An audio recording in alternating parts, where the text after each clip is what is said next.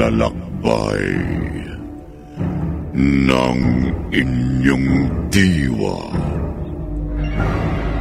Pagsaksi sa mga pangyayaring hindi mo sukat akalain.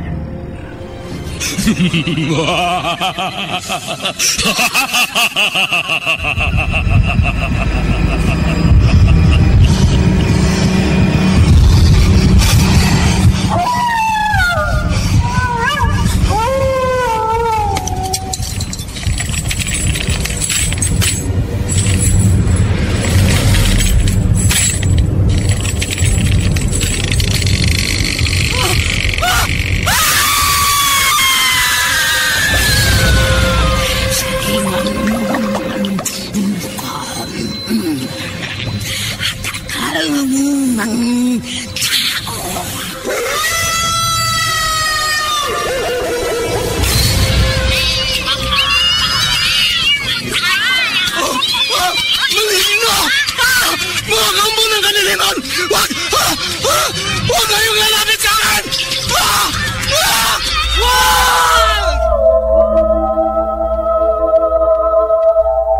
Mga kababalaghang hindi kayang tanggapin ng inyong isipan, nagaganap tuwing sasapit ang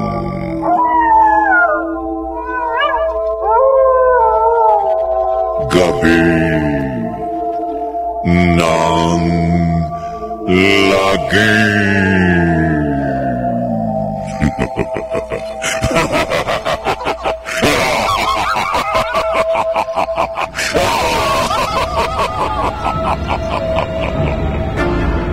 Pinagsamang produksyon ng DZRH at Star City.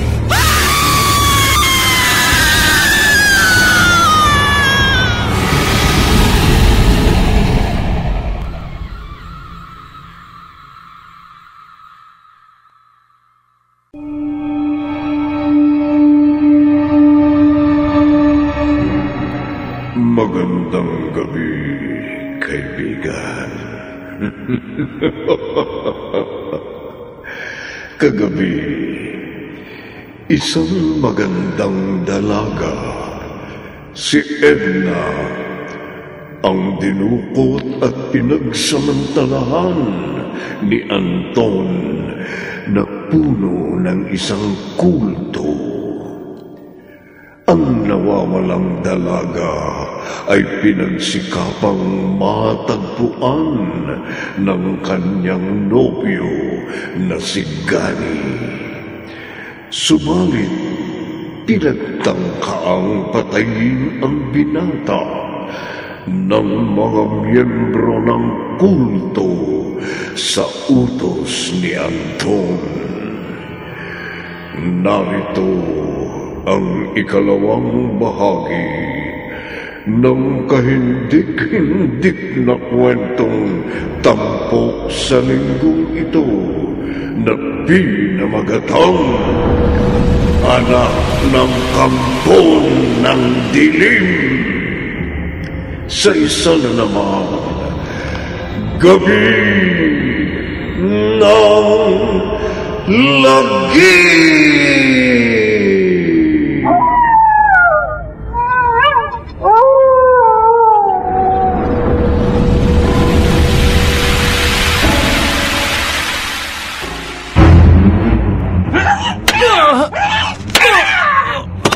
Ayan! Mahal na Pinono! Napuruhan ang suntok na tadyak namin ng lalaking naparito sa ating kuta. Bumagsak siya, kaya walang malay. Anong gagawin namin sa kanya, Pinono? Pinono, anong gagawin namin? Ano ba ang ginagawa natin sa mga taong nagiging banta sa ating grupo? Pinagbibintangan tayo ng ulol na yan Tama, Pinono. na tumukot sa kanyang nobya.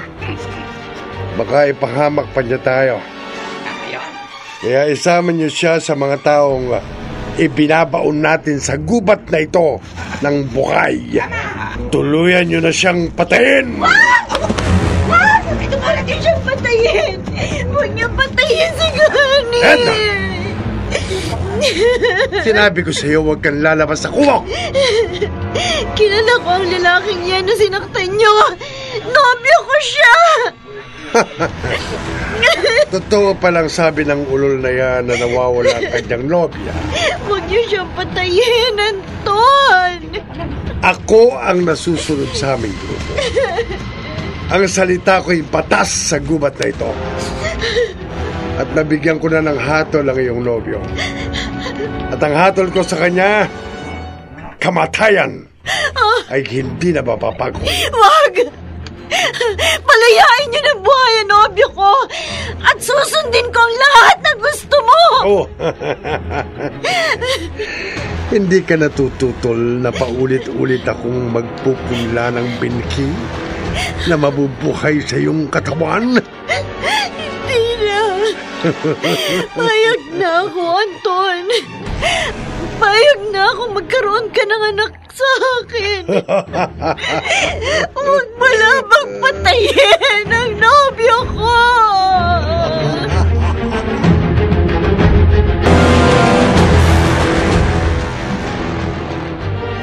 May grupo? May kulto sa liblib ng gubat? Oo, meron, Sargento Blanco. Kaya nagbalik ako rito sa presinto. Parang hindi ko mapaniwalaan yan. Nasa mukha ko, nasa katawan ko ang katibayan. Ang mga pasa at sugat ko'y likha ng grupo ng kultong muntik nang pumatay sa akin. Kaya nung malay ko, kung gumagawa ka lang ng dahilan para maging sunod-sunuran kaming mga pulis sa gusto mo.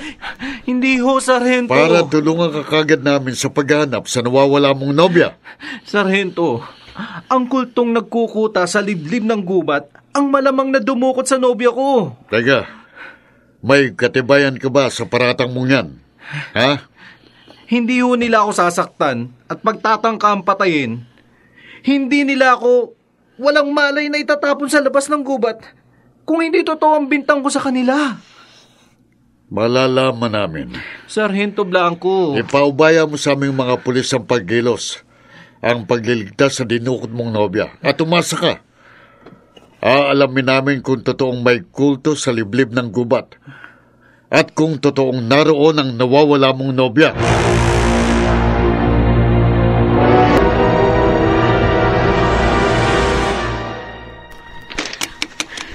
Tinay, tama lamang na naparito kang muli sa akin. Naku, Lola, Ima, hanggang ngayon kasi wala akong balita kung nasan yun nawawala akong anak. At kung ano na nangyari sa kanya. Manood ka. Oo. At dito sa ilang piraso ng mga barang hinugot ko matapos kong balasahin at pataob kong inilapag sa mesa.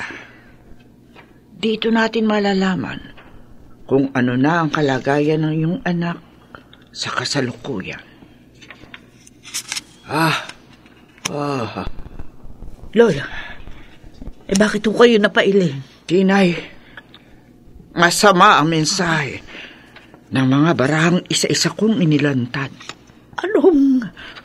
Ang nawawala mong anak, si Edna, may buhay na pumipintig sa kanyang sinapupunan. Ano? Ang iyong anak na dalaga ay nagdadalang tao.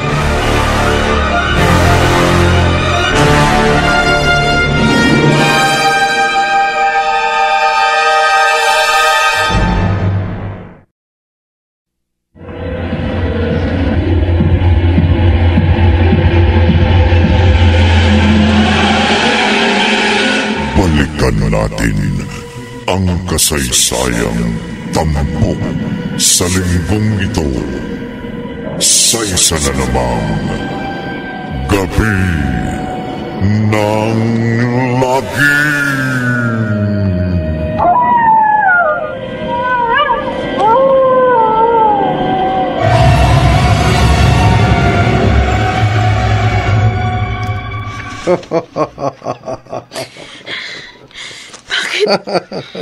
Bakit parang tuwan-tuwa ka?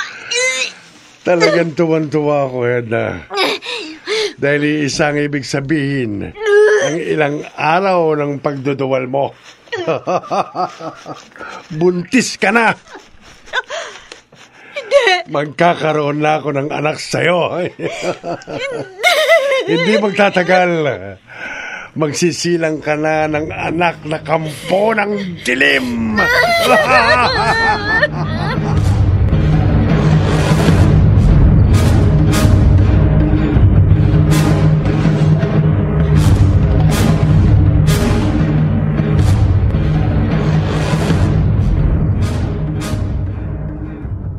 Tumahimik muna tayo, mga kapatid. Tumahimik tayong nakaluhod at nakadipang mga kamay at hindi nag-aalis ng itim na talukbong sa ating ulo at katawan. Matapos tayong mag-ukol ng malaking pasasalamat sa ating Panginoon ang kadiliman dahil nagbunga ang ating mga seremonya at paghahandog para sa Kanya. Ipinagkaloob niya ang aking kahilingan. Natupad ang malaon ko ng pinakamimiti. Nagkaroon ng buhay ang binhing ipinunla ko sa katawan ng isang babae. Sa gabi ito, muli tayong magsasagawa ng paghahandog sa ating Panginoon upang magpatuloy sa pagpintig ang buhay na aking ipinunla. Mag-aalay tayo sa ating Panginoon ng buhay ng isang inosenteng musmos. Ang paslit na ito na dinukot natin, binusala ng bibig at iginapos sa ating dambana dito sa liblib ng gubat. Ang kanyang buhay ang ihahandog at iaalay natin sa ating Panginoon ng kadiliman. Bilang pinakatampok na bahagi ng ating seremonya sa gabing ito, kasabay ng pag-usal ko ng orasyon ng pagpupuri at pasasalamat sa ating Panginoon, bago natin inumin ang dugo ng ating alay, itatarak ko sa dibdib niya ang punyal ng Holy Neighbor. No!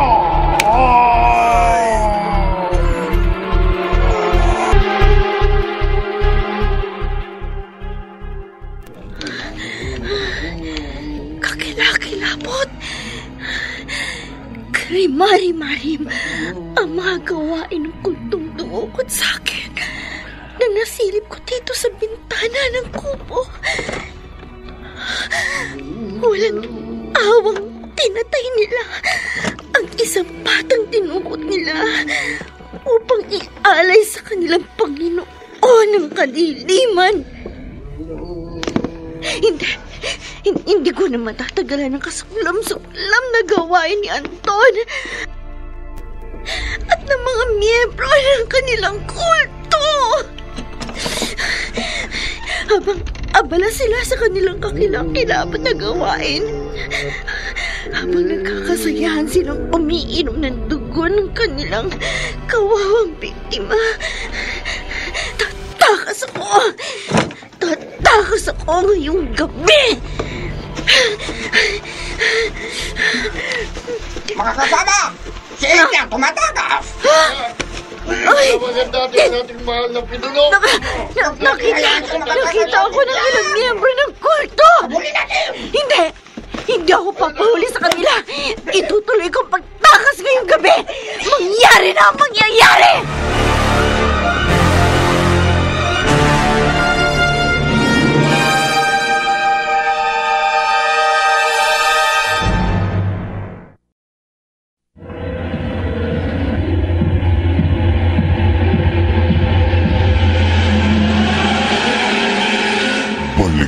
natin ang kasaysayang tampok sa linggong ito sa isa na namang Gabi ng Lagim.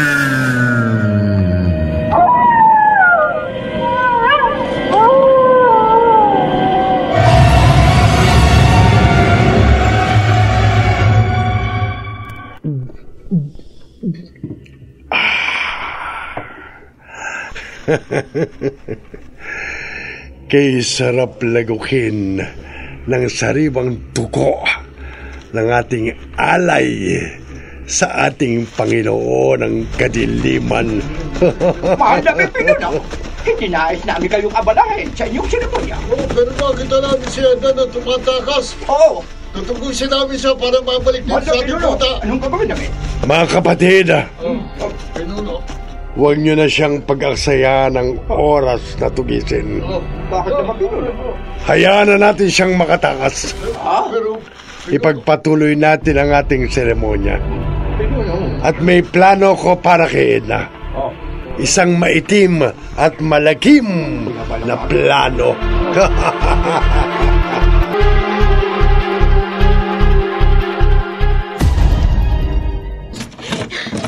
Inay! Edna! Oh, Edna, anak! Mabuti nakauwi ka na. At tagal mong nawala. Dinukot po ako ng mga masasamang tao, Nay. Ng mga miyembro ng kulto. Kung ganon, totoo ang sabi ni Lola Ima. Lola Ima? Oo, yung kalugar nating albularya. Nay! Impyerno po ang pinagdaanan ko sa kuta ng mga dumukot sa akin. Anak, gayon din. Pupunta tayo kay Lola Ima. Nay! Para malaman natin ang dapat na gawin sa nangyari sa iyo.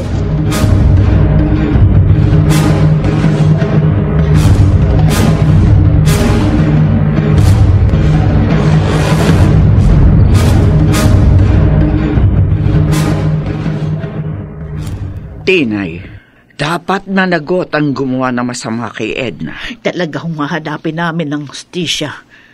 Dahil doon sa nangyari sa anak ko, Lola Ima. Ang mas masaklap na sasapitin niya ang kinababahala ko. Ano? Ano ang ibig sabihin? Tinay, matapos akong magsagawa ng ritual at orasyon nang makaharap kong anak mo, malinaw ang mensahe ng mga barahang aking binalasa. Ano ang mensahe? Ang iyong anak na dalaga ay nakatakdang magsilang ng anak ng kampo ng dilim.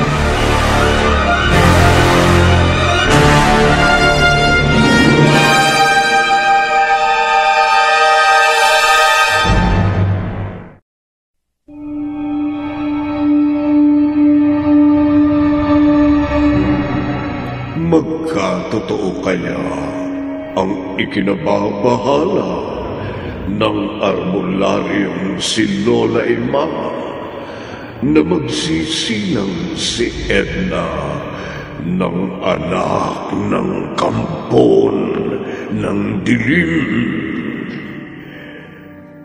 Pakinggan bukas ng gabi ang ikatlong bahagi ng ating tampok na kwento sa linggong ito na pinamagatang Anak ng Kampo ng Dilim. Sa isa na namang Gabi ng Lagim.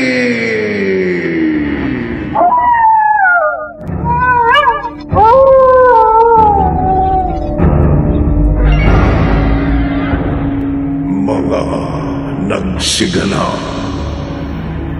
Bobby Cruz, Chiquit del Carmen Amor, James Quaton, Rosana Villegas, Phil Cruz, at Susan Robles. Naglapat ng tunog, Temyo, sa musika ni Buboy Salonga. Supervisyong teknikal ni Bong Buyar at Eric Lucero. Isinulat ni Orly Aquino at sa direksyon Lionel Benjamin. Gabi ng Lagi!